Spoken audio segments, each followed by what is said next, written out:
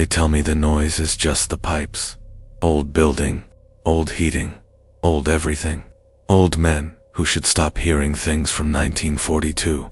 The radiator under my window ticks and knocks as it warms up, metal expanding in small, tired convulsions.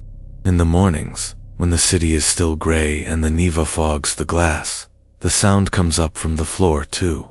A hollow tapping from somewhere deep in the walls, under the boards, under the concrete. 3 knocks. Then a pause. Then 3 again. I sit here at my little table, hands flat on the oilcloth, and count them with my thumb on the edge. 1, 2, 3. Space. 1, 2, 3. The kettle hisses. The window sweats. Somewhere downstairs, a neighbor coughs until he chokes. I know that rhythm. I heard it first, under the ice, out on the road of life, when the truck went through and we all agreed the living on the back were worth more than the hands beating from underneath. The spoon in my tea rattles when my hand jumps. I close my fingers around the cup to stop the noise. The china is chipped where a crack runs down the side like a frozen rivulet. Steam fogs my glasses. Through the blur, I can see the lake again, black and white, laid flat as a sheet over the city's throat. Behind me, in the hallway, the boy runs past. Thin feet, quick. My grandson, he mutters some song under his breath from the television. The floorboards complain under him. I listen for the difference, for the shift, for the sound that is not wood, not pipes, not neighbors. The sound of knuckles that never learned to stop. Just ice, just knuckles, just the old rhythm coming back up from below. Dedushka. The radiators are haunted. He laughs, sticking his head in the kitchen, cheeks red from sleep. I look at the red mark of his sock across the lino, wet from the bathroom, a smear like something dragged. Go dry your feet, I say. You'll catch cold. He disappears. The light in the bathroom snaps on. Water runs. The knocking from beneath the floor goes on. Same pattern, same patience. On the chair beside me, the coat I never wear anymore hangs heavy. Dark wool, frayed cuffs. The old Convoy badge is still inside the lining where they stitched it after the war. I reach into the pocket and touch the stiff edge of a photograph. Feel the corners gone soft with years. I don't pull it out. I know what is on it. 3 men in front of a truck. A white strip of lake behind them. One boy on the running board with his collar turned up against the wind. I keep hearing him under the ice. The rule they taught us that winter was simple. If you hear knocking from below, you don't stop. You don't look down. You don't kneel. You don't put your ear to the ice. You keep the engine steady. Keep the revs constant. Keep the wheels pointed straight. You don't give the wait time to decide it's had enough of being supported. You tell yourself it's just the lake breathing, just pressure, just cracks forming and sliding, just the voice of water trying to remember how to move. They told us that the first week on Ladoga, it wasn't an officer, it wasn't a commissar, it was an old man in a fur hat with fisherman's hands, standing on the frozen shore. He had lived with that lake longer than any of us. Longer than the Germans. Longer than the city even, maybe. The dead knock from underneath, he said, smoke leaking from his beard when he talked. It's their way of asking for space. Don't be the one who gives it to them. We laughed. Some of us, Kalia certainly did. He was leaning against the front fender of our ZIS-5, boots, splayed cap, pushed back, hands in his pockets. He always found a way to look like he belonged anywhere we parked. Do they knock politely, Dedushka? He asked. Or do they pound like Germans at the gates? The old man squinted at him with the pale eyes of men who stare long at snow. He lifted his mitten and rapped 3 times on the ice at his feet. The sound was dull, swallowed almost before it reached us. Like that, he said, until someone answers. That was early 42. The city had already chewed its own bones for a winter. We were trucks and men scraped up from every possible corner and pushed onto the lake to keep the place breathing. The official name was the Road of Life. At night, when we drove with headlights hooded and engines coughing, it felt like the road of the dead borrowing our wheels. I was 20 then. a senior driver by virtue of having survived 2 months in a supply column. My truck was an old green ZIS-5 with a cabin door that never closed properly on the driver's side. I tied it with a leather strap. The wind still got in and made my fingers ache around the wheel, but the engine held steady. I trusted that engine more than I trusted most people. Kalia rode shotgun with me. Private Nikolai Sidorov, from some village near Tikhvin. He never stopped talking about.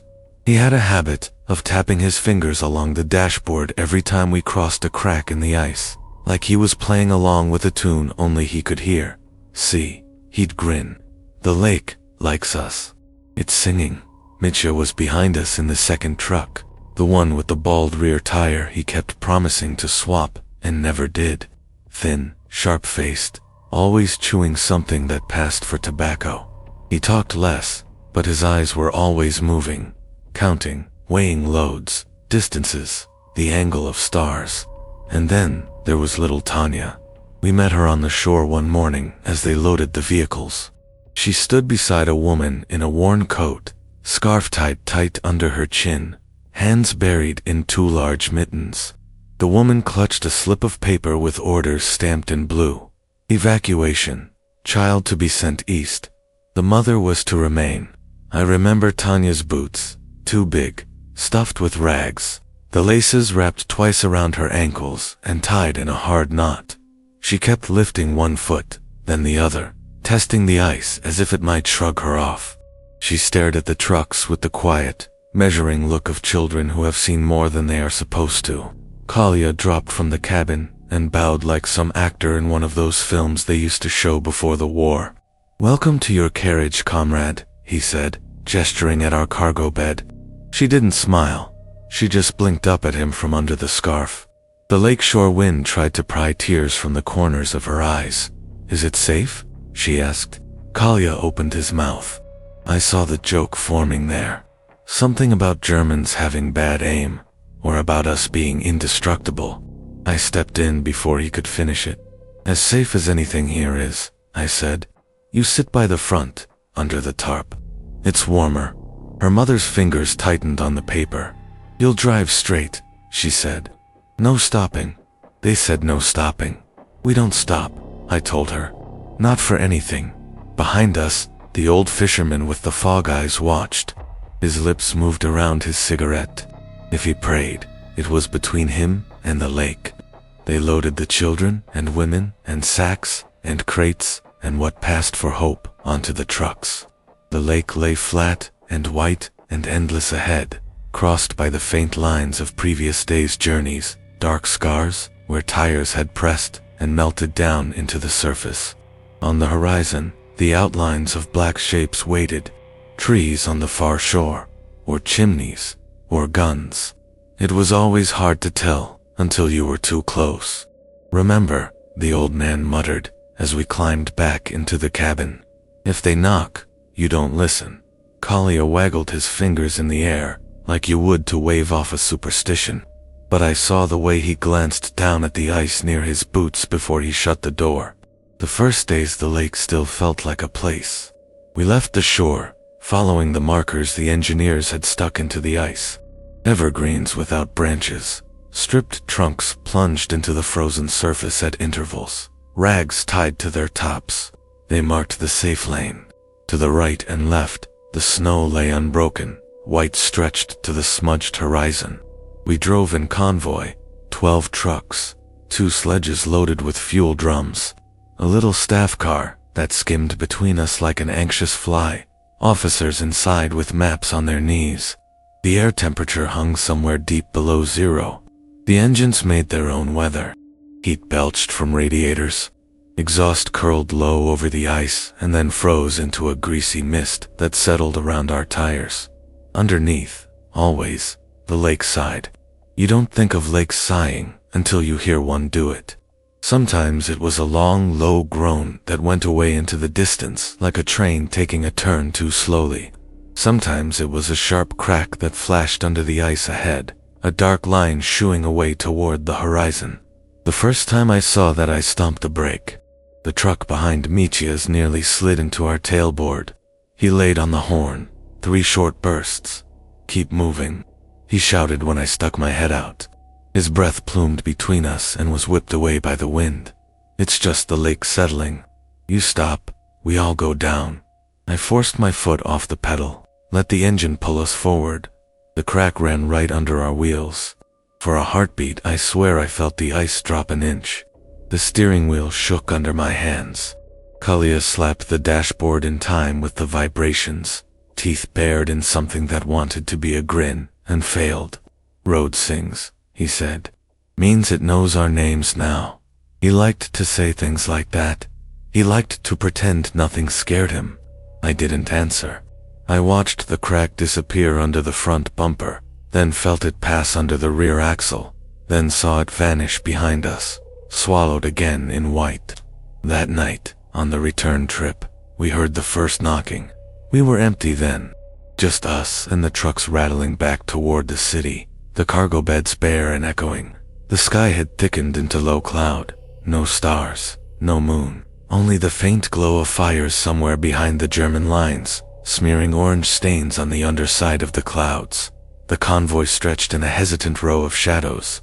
Our headlamps were masked, their beams cut down 2 thin slits, spilling just enough light to see the next marker ahead. The radio crackled occasionally with static, and a voice trying to sound calm. I was thinking about the bread they'd given us at the shore, thick slices, still half frozen. The taste of it was in my teeth as we rolled, ghost bread eaten in the shelter of the engine's warmth. Then, from under my boots, came the sound. 3 knocks, slow, deliberate. The wheel twitched in my hands. I held it straight. Wind slithered through the crack in the door and licked the side of my face. Beside me, Kalia's tapping fingers stopped mid-beat. "Did you hear that?" he asked. "It's the ice," I said. "It's not cracking," he said. "Cracks sound like someone tearing cloth the size of a city. That was." He raised his heel and stamped lightly on the floor. The cabin rang dully. "Like that," he said. The knocks came again, same rhythm. 3, pause, 3. Mitya's horn bleated behind us. A single impatient note. I realized we'd slowed by instinct. My foot had eased off the pedal. I put it back down. The engine growled. The truck shuddered but obeyed. "The old man," Kalia said. "You remember what he said?" I remembered. I kept my eyes on the faint ghost of the next marker ahead. "He's just a fisherman," I muttered. "The lake has always made noises. We just didn't have trucks on it before to hear them like this." Another series of knocks, louder or closer. It was impossible to tell where sound came from on that empty flat. It could have been 2 meters under us. It could have been 50. It could have just been the ice, rubbing over some buried rock as it shifted. "Should we?" Kalia started. "No," I snapped. "We keep moving." Behind us, Mitya's engine revved in answer. He kept his distance steady, the yellow ghost of his covered lamps smearing over the whiteness, always at the same safe interval. I watched his shape in the side mirror, waiting to see it kink, slide, tilt, waiting for a tire to slip into empty space where the surface had been. It didn't. The knocks went on for a little while longer, then faded. The lake sighed and settled. The wind stole the sound away. By the time we reached the Leningrad shore, the lamps on the piers blinked like tired eyes. The city loomed behind them, a low, dark mass with just a few faint pinpricks of light leaking from windows where people had managed to find something to burn. We parked the trucks in their rows. The engines ticked as they cooled. Men climbed down, smelling of exhaust and fear and the wool of their own coats.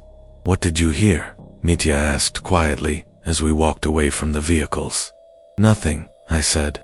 He looked at me with those thin, trick-going eyes of his. One corner of his mouth twitched, like he'd pulled a number from somewhere and didn't like it. "Then your truck's deaf," he said, and walked away toward the soup line. Kalia fell into step beside me, blowing into his gloved hands. "Maybe the dead just wanted a ride," he said. "We should start charging them." He said it like a joke. But that night, when they finally let us sleep 2 hours on cots in a warehouse that smelled of rotten potatoes, I heard him mutter under his breath before he drifted off. "You don't answer, Kalya," he whispered to himself. "You never answer." The next day, the legend followed us properly. It wasn't just the old fishermen anymore. It was the women in the bread line, breath smoking as they clutched their ration cards and wrapped their shawls tighter around hollow faces.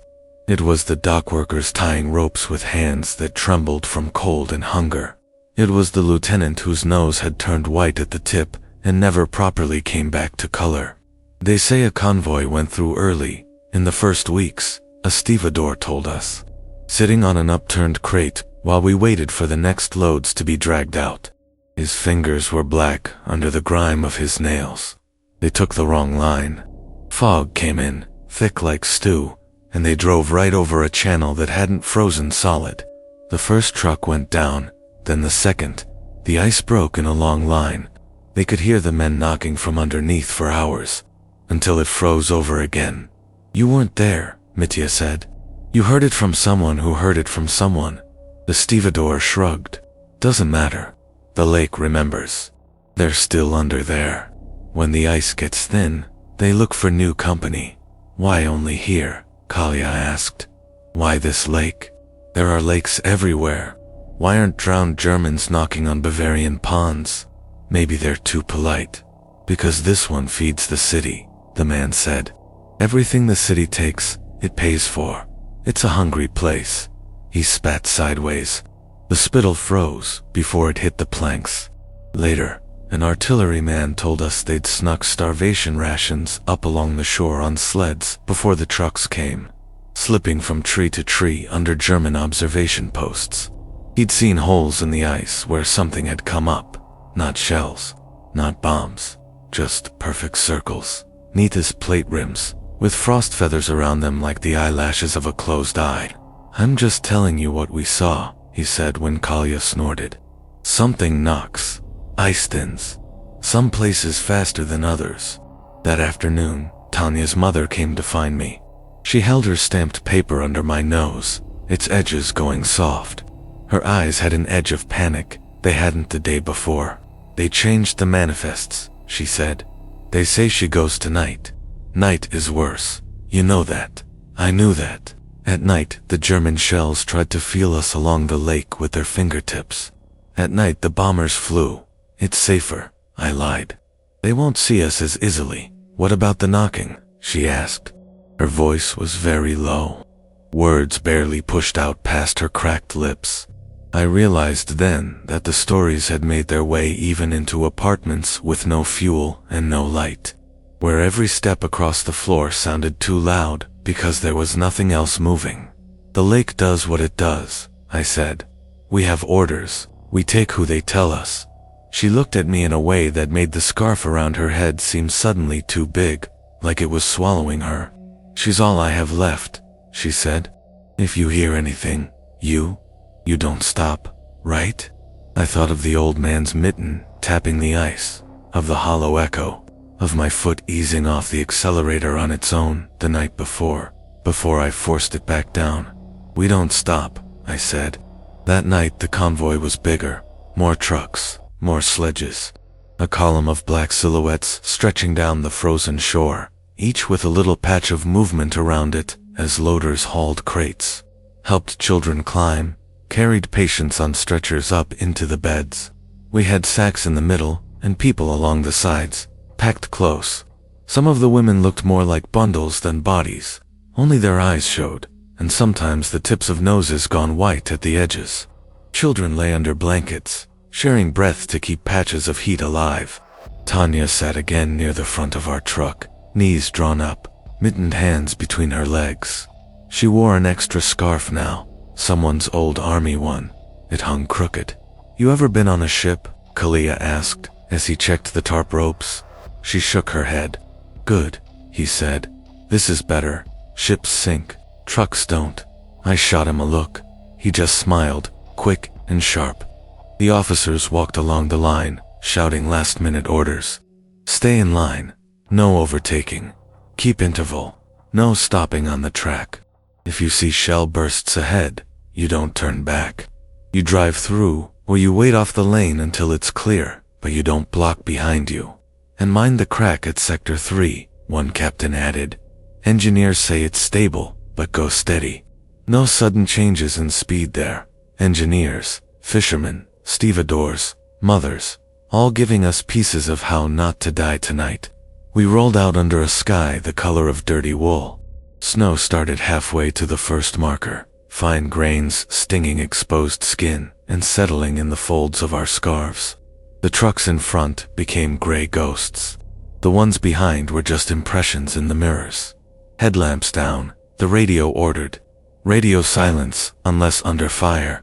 We dimmed 2 slits. The world shrank to a cone of dirty light ahead, and the dark bulk of the steering wheel under my hands. For a while there was only the grind of gears, the drone of engines, the occasional cough of a man in the back trying to stifle it in his coat. Then came the first shell. It landed a good distance away, off to our right. Light flashed behind the cloud cover, turning the world pale for a heartbeat. The boom rolled after a lazy giant's footstep. Snow puffed up along the edge of our vision. Range finding, Kolya muttered. They're guessing. Another. Closer. The column shivered like an animal, feeling a whip crack above its skin. The third came near enough that chunks of ice rattled against the side of the truck. One piece hit the windshield and left a starburst of tiny fractures. The radio crackled. Maintain course. Do not bunch up. Do not stop on the lane. I kept the speed as even as I could. The crack at Sector 3 came up under our wheels like a seam sewn into the world. The truck dipped, rose, dipped again. Behind us, the ice groaned. Something knocked. This time it was loud enough for the women in the back to hear. What was that? Someone gasped. Nothing, Kolya called over his shoulder. Just the lake talking to itself. I heard it again. 3 knocks. Hollow, regular. They seemed to come from directly under my seat. My foot twitched. For a fragment the engine note shifted as the pressure on the pedal changed. Ahead, the marker posts wavered in our small headlamp beam. Snow swirled around them like smoke. One leaned at an angle it hadn't had earlier. Or maybe my eyes were playing tricks. Misha's slowing, Kolya said, peering into the side mirror. I glanced. The glow of Misha's masked lamps behind us was a little closer than it should have been. The shape of his truck's cabin rocked strangely. Either his lane had a different patch of roughness, or he'd hit some slush. The knocks came again. This time they seemed to travel, moving from under my boots toward the center of the truck. I imagined a hand, white and swollen, dragging itself along the underside of the ice, following our shadow. Did you hear that? A child's voice whispered behind us. My son, a woman hissed back. Quiet, hush. It's nothing. Kolya's hand hovered near the dashboard, fingers half curled like he wanted to touch the metal, but wasn't sure he wanted to feel its answer. The radio crackled spitefully to life. All vehicles, be advised. Possible thin ice reported near grid. The sentence cut off in a crackle of static as something roared ahead. Light flared through the snow. For a moment, it looked like the sky itself split. The reflection of the blast flamed across the ice, turning it a sick, translucent orange. The concussion hit a heartbeat later. The truck jumped as if kicked. I bit my tongue. Blood slicked my teeth. When the light died, the lead truck's silhouette was wrong. It leaned, one side lower than the other. Then the shape twisted in a way no vehicle should. The rear cargo bed folded like a hinge. The front wheels reared up, clawing at air. For an instant, framed in our stingy lamps, it looked like the truck was trying to climb out of its own grave. Then the ice under it broke. It didn't shatter like glass. It sagged. The whole slab bowed as if the lake was tired of carrying that particular weight and decided to shrug. The truck's nose plunged. The back went up. People tumbled out, flailing silhouettes against the snow. The sound reached us as a screech and a splash and a long, deep, guttural moan from the lake itself. Brake, Kolya yelled. I didn't. My foot wanted to. It screamed too. Every nerve from knee to ankle shouted to stomp down, to stop, to sit still and stare. I kept it where it was. The truck rolled forward. The ice under us sang in high, brittle notes. "Hold speed," the radio shrieked, someone's voice tight to breaking. "Hold speed, hold lane, do not stop." The lead truck slid forward into the opening it had made. The cab disappeared. The cargo bed hung for a moment, supported by edges of ice on either side. Bodies sprawled across it, some trying to claw up frost that broke off in their hands. One woman clung to the side rail, her fingers already white from cold, eyes enormous. The bed tipped. In the small light we had, I saw Tanya. She was near the front, where we'd told her to sit. Her scarf had come loose, hair spilling out dark against the snow. She slid on her belly toward the gap as the bed tilted, hands scrabbling. Her boots caught on something. For a second, she hung there, suspended. Our truck drew level. We were maybe 10 meters away. Her eyes locked on ours. On me. On Kalia. "Don't stop," Kalia whispered. The ice knocked under us. 3 times. Hard enough that I felt it through the seat springs. The gap widened. The lake opened its mouth. Water surged up like something relieved. I smelled it, even in that cold air. Old, black, trapped water. It stank of iron and rot. The cargo bed tipped the rest of the way. Tanya's boots lost their purchase. She fell, arms windmilling, a small, helpless shape against the dark. She hit the water and was gone. The others went with her, sliding, tumbling, hitting the surface with sounds too small for the scale of what was happening. Our truck rolled on. Men in the back shouted. Someone tried to stand. Someone grabbed him and pulled him down. A woman screamed until her voice broke. "Hold, lane," the radio kept repeating. "Hold, lane, hold, lane." Shells burst farther away now. The Germans had either decided that was enough for the evening, or couldn't see as well through their own dust. In the mirror, I watched Mitch's truck hit the edge of the damaged area. For a second I thought he'd stop. His lights dipped. The nose of his truck lowered as if he were about to break. Then he gunned the engine instead. The truck bounced. The ice under him sagged, but held. He passed the point where the lake had taken the first one, trailing a long crack behind him like a wound. The knocking under us faded as we left the site behind. I drove. I don't remember how. I think my hands turned to wood around the wheel, and the engine kept going out of habit more than will. When we reached the far shore, officers and medics rushed forward. They counted trucks. They counted faces. They listened to the screaming and tried to separate the words from the noise. "How many?" someone asked, voice flat. "First truck gone," a sergeant said. "Full load, maybe 30, maybe more. We don't have the manifest here." "Any survivors?" an officer asked. "Under the ice," another man said.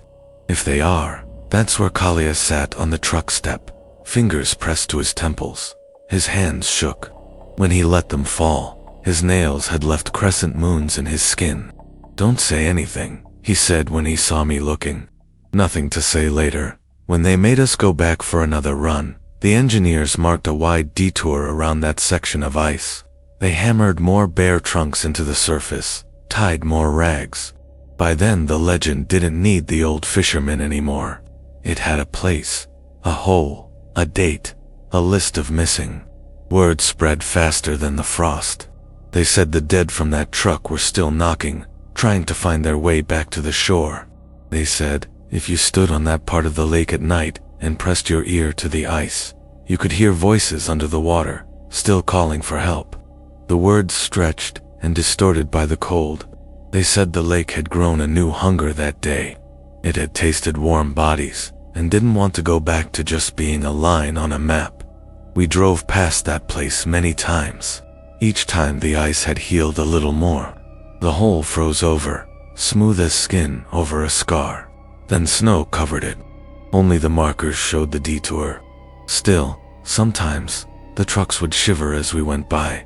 The knocks would come, 3 at a time. One night, thick fog rolled in while we were still halfway across. It came without warning.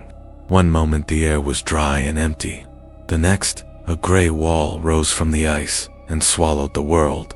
Our headlamps threw our own beams back into our eyes. The markers vanished 3 meters ahead of the truck. The convoy slowed, not by decision, but by instinct. "Don't lose the lane," the radio hissed. "Do not deviate. This sector has channels, unknown thickness beyond marked route." I could barely see the last marker we'd passed in the mirror. The one ahead only showed as a darker smear in the fog. I leaned forward, squinting, knuckles white on the wheel. Something moved in the whiteness beside us. At first I thought it was another truck, coming in on a crossing lane we hadn't been told about. A shadow, big, square, shouldering its way through the mist. Then I realized there was no sound, no engine, no clank of chains on tires, no cough of exhaust, just the soft hiss of our own wheels over the frost. The shape slid closer. Kalia whispered a curse and pressed himself back against his seat. As it came parallel, for a moment, I saw details, not crisp, as if I were looking at something at the bottom of cloudy water. A cabin, a hood, a cargo bed, bodies in the back. They lay piled and still, their faces turned toward us. Their eyes were gone, not eaten, not rotted, just not there. Smooth hollows where they should have been. In the cab, a driver looked straight ahead. His hands were fixed to the wheel by a coat of ice. Frost grew in the fur of his hat like mold. The truck rode on nothing. Its wheels spun slowly, an inch above the ice surface, never quite touching. Our own engine note faltered, then caught again. The ghost convoy slid along for a few heartbeats, matching our speed. Then it turned silently away and vanished into the fog. Kalia started to laugh. He laughed too high, too thin. It broke halfway through. "You saw that," he said. "Say you saw it. Don't make me the only one." "I saw it," I said. "What was it?" "A truck." He waited. When I didn't add anything, he barked another dry laugh. "That's all you're going to give me," he said. "A truck. Very useful, Misha. Very helpful." He jabbed his finger toward the windshield. "If that comes knocking, I'm not answering," he said. Fog beaded on the glass. The wipers smeared it, then froze mid-swipe when some relay stuck. From under the floor, 3 blows sounded, hard, solid. The whole cabin vibrated. The children in the back whimpered. Someone started to pray, words mangled by chattering teeth. "This isn't the place where the truck went down," I whispered. "We're not over it." "How do you know?" Kalia asked. I didn't. I just needed one thing anchored, one line that hadn't been moved by the fog. The knocks followed us for half the distance to shore that night. Always 3, always the same interval. By the time we rolled onto the land, the sound had climbed up out of the ice and into my bones. In the weeks that followed, the lake took more.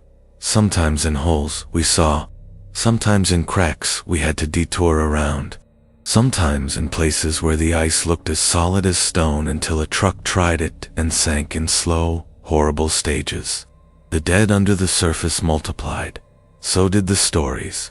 A medic told us about a time they pulled a man out of a hole not long after his truck had gone through. He was half in the water, half on the ice, clothed in a coat that had frozen stiff in the air. By the time they dragged him onto solid surface, his fingers had blackened from the cold and broken off like candle stubs when they tried to peel his gloves away. He'd been knocking against the underside of the ice so hard his knuckles were flayed down to bone. "Did he live?" Kalia asked. "Not long," the medic said, "but long enough to keep knocking when there was nothing left to knock with." I dreamed of that sound even when I wasn't on the lake. Sometimes it came from the barracks floor, sometimes from the walls of the truck. Once, when I was back unloading crates in a warehouse, I heard it under the slats, and for a wild second, I thought the lake had risen and flooded the city, filling the gaps under everything with black water. The old fisherman stopped coming to the staging point. Someone said he'd gone through on a sledge. Someone else said he'd just gone home and stayed there, knowing that if the city died, he'd die with it anyway. The lake didn't need him to speak for it anymore. It had us. We kept driving. Each run wore the trucks thinner, wore us thinner, scraped away bits of us like ice planed off by skids.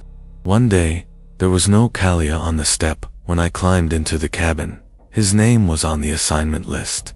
His truck was ours, but his berth in the barracks was empty.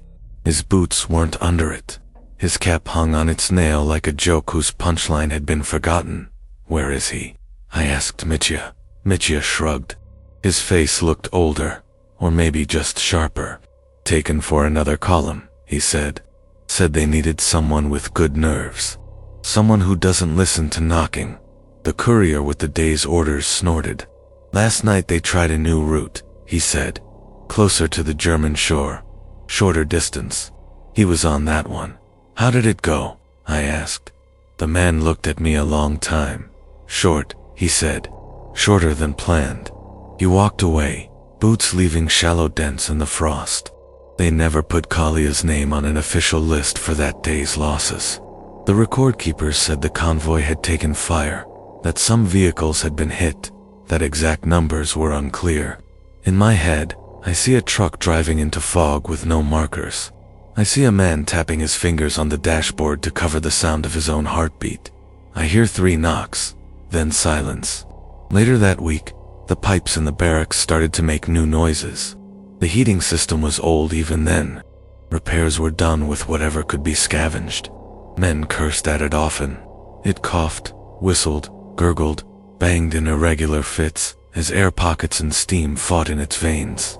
But sometimes, in the long hours after a run, when I lay on my back, staring at the underside of the bunk above me and listening to the rasp of other men's breaths, I heard a pattern. 3 knocks, pause, 3, like someone rapping on the metal from deep inside the walls. Mitya heard it too. I know he did. One night he threw a boot at the radiator and swore until his voice cracked. "Shut up," he hissed at it. "You had your share. Leave us an hour." The radiator hissed back. The knocking went on. By then, the siege had settled into a rhythm. Starvation, bombardment, thin roads across the lake, thin men driving thin trucks with thin thoughts. One night, they sent us out under what they called favorable conditions.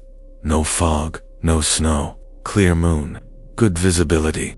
The cold was so deep it felt like it had corners. The ice sang all night, long, slow notes. The kind of sounds that make you think of things shifting in their sleep. Halfway across, our radio died.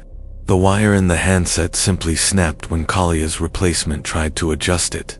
It broke with the clean, crystalline sound of frozen tin.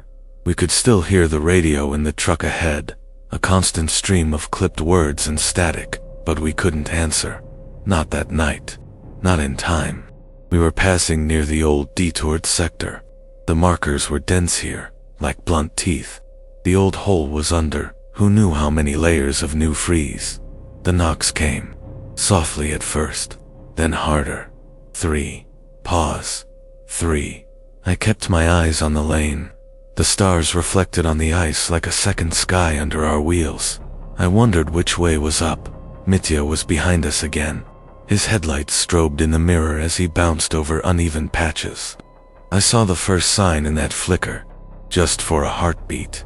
The shadow of his truck seemed shorter, then longer, then shorter again. "Something's wrong," I muttered. Kalia's replacement, a silent boy, barely old enough to shave, shifted on his seat. "What?" "The weight," I said. "He's riding lower." Another knock. This time, I felt the wheel jump. Ahead, the lane marker leaned. It had no right to. It had been straight the previous day. Something under the ice had moved, dragged the base of the pole sideways. As we rolled past the old hole, the knocking stopped. Then, from directly under my feet, something pushed up. The ice swelled. Just a little. Not even an inch, but enough. The truck's front axle climbed over the bulge. For a second, the tires lost full contact. My stomach lurched, as if we'd gone over the crest of a small hill. From under the cabin, a pale shape pressed against the ice. It was like looking at a face through frosted glass. I saw eyes, a nose flattened, a mouth open on a scream I couldn't hear. Hands spread, fingers splayed, skin gone gray-green by the cold. Nails torn down to bloody half-moons. The face slid along as we drove, keeping pace. It wasn't one, it was several. They're leaves of some grotesque tree, all pressed together, all trying to find space near the surface. Their hair floated in slow motion around their heads like weeds. I couldn't look away. The boy beside me whimpered. "What is that?" Behind us, Mitya's horn blared. I dragged my eyes up. The mirror showed his truck swerving. The ice under him bulged too, but his truck didn't clear it. I heard a crack, like a bone breaking right in front of my teeth. The world behind us tilted. Mitya's headlights lurched up into the sky, then down, then vanished. The sound of the water swallowing that much metal is something I don't have words for. It's not a splash. It's not a crash. It's a gulp. I pulled the steering wheel left, on instinct. The truck's rear wheels skidded.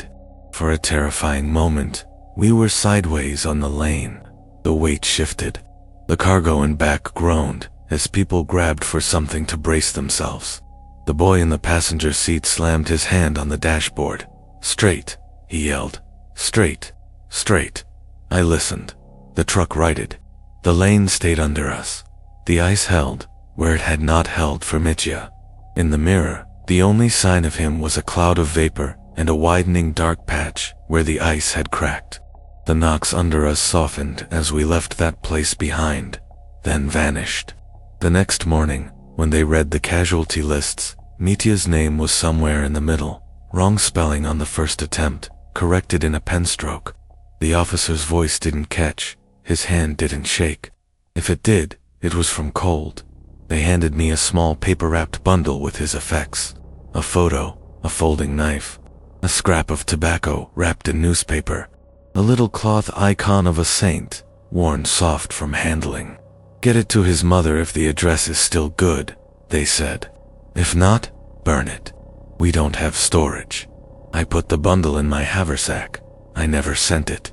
To this day, it's in the back of my wardrobe, under a stack of old shirts. Sometimes, when the pipes knock, I hear the knife rattling inside its wrapping. Years later, after the blockade broke, after the lake softened and moved again and the trucks rusted out on roads that had nothing to do with ice, they said the dead began to come back. Fishermen pulled up more than fish in their nets, blackened shapes wrapped in weeds, bits of fabric, a boot with bones still in it. Sometimes whole bodies, preserved by cold and darkness, their faces as they'd been the moment they went under. On the news, they showed one once, not as it was, but washed, dressed, made decent for burial. I'd seen it long before, pressed against the underside of a frozen skin. You'd think the knocking would stop when the ice went. It didn't. It just changed location. In the apartment they gave me after the war, the pipes rattled in winter. The old iron radiators coughed and banged. The woman who lived downstairs complained constantly. "The whole system is haunted," she said, wringing her hands when the taps spat brown water. They sent workmen. They drained the system, refilled it, bled the air. The noises always came back. Sometimes they were random. Bursts, hammering, hisses. Sometimes they weren't. At 3 in the morning, the city is quiet. Even here, near the river, the traffic slows to almost nothing. The tram lines hum less. The walls don't shudder as often. That's when the pattern comes. 3 knocks, pause. 3, from under the floor, from inside the radiator, from the vertical pipe that runs behind the wardrobe, linking my room to the ones above and below. When my grandson first stayed the night, he woke up crying. "They're knocking," he sobbed, clutching his thin blanket. "They want in." My daughter came to comfort him. She patted his back, shushed him, cast me a look over his shoulder. "It's just a building," she said. "Old buildings make sounds." She hadn't been born when the lake sang. I wanted to say, "Don't answer." I wanted to tell him about the fisherman and the way his mittened fist had sounded on the ice. I wanted to tell him that sometimes the dead just need to be acknowledged, not welcomed. Instead, I said, "Go back to sleep. They can't come through the pipes." He stared at the radiator for a long time after he lay down. Eventually, his breathing slowed. The knocks went on. I sat in my chair by the window and watched the reflection of streetlights in the glass dance in time with them. On bad nights, when my legs ache and the doctor says I shouldn't take hot baths because of my heart, I run the tap in the bathroom just to hear something besides metal. Water fills the tub. It hits the enamel with a steady hiss. The mirror fogs. The tiles sweat. When the tub is half full, the sound changes. It goes hollow, like something is touching the underside of the porcelain. I turn off the tap. The last drips fall. The surface stills. Under the water, 3 faint taps sound. I stand there, gripping the edge of the sink hard enough that my knuckles whiten. My reflection in the mirror looks back at me through a veil of steam. For a heart-stopping second, the face isn't mine. It's younger, wet hair clinging to it. Eyes wide, mouth open on a name. Mitya's, Kalia's, Tanya's. They overlap. The water blurs. I pull the plug. The tub empties in a slow spiral. For a moment, it makes a sound like someone sucking in a long, desperate breath. I don't take the bath. At the window, the Neva moves under a crust of early winter ice. The city streetlights smear lines of yellow across it. The river looks like the lake in miniature. It freezes, thaws, freezes again. People walk over bridges without thinking about what's under them. Every year, someone falls through somewhere along its length. Every year, there's another story about knocking under the ice before rescue crews arrive. I change the channel when the news shows it. Sometimes, though, the sound finds its way into the background. A reporter's microphone picks up something vague. A tap, a thump, the camera shakes. People shout contradictory instructions. Stay back. Come forward. Don't move. Give me your hand. I hear 3 knocks through the static. It's not always there, but when it is, my heart trips. In the hallway of this building, the plaster peels. Children ride their bicycles up and down, narrow wheels squeaking over cracks. Their laughter doesn't stick to the walls the way the old sounds do. At night, when the corridor is empty and the lights flicker, the knocking moves into the stairwell. 3 on the landing above, 3 below, like something climbing or counting. Once, coming back from the clinic, I stopped between floors and put my hand on the rail. The metal was cold, but not with winter, with something else. A deep, stored chill that has nothing to do with the weather outside. Below my palm, the railing pulsed 3 times. A vibration, subtle, as if someone had knocked from the other side of the iron. I took my hand away. I climbed the rest of the stairs without touching it again. My grandson asked me, not long ago, about the war. They made him write an essay at school, interview an older relative, get their memories, turn them into something neat to hand in. What was the scariest thing? He asked, pen poised, crooked fingers ink-stained. He expected something about bombs, about tanks, about hunger. I looked at his pen.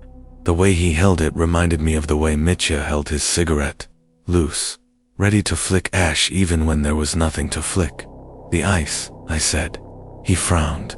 But that doesn't. A knock sounded under the table. It was small, muted by carpet and wood, but clear. 3. Pause. 3. He jumped. His eyes darted to the floor. You see, I said, it's patient. He laughed it off. Wrote something about a battle instead. Teachers like battles.